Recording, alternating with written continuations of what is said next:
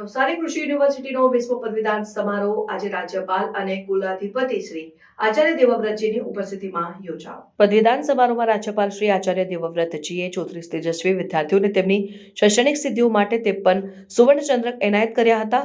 યુનિવર્સિટીની વિવિધ વિદ્યાશાખાઓના કુલ 641 વિદ્યાર્થીઓને પદવી એનાયત કરવામાં આવી હતી।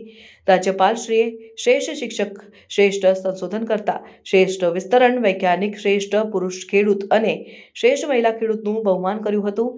નવસારી કૃષિ યુનિવર્સિટીના 20મા દીક્ષાંત સમારોહમાં પદવી ધારક યુવાઓને અભિનંદન પાઠવીને પ્રેરણાદાયી માર્ગદર્શન આપતા રાજ્યપાલ અને કુલાધિપતિ શ્રી આચાર્ય દેવવ્રતજીએ કૃષિ ક્ષેત્રના વિદ્યાર્થીઓને પ્રાકૃતિક કૃષિ ક્ષેત્રે નવીન શોધ અને સંશોધનો કરીને કૃષિ સમૃદ્ધિનો નવો માર્ગ કંડારવા જણાવ્યું।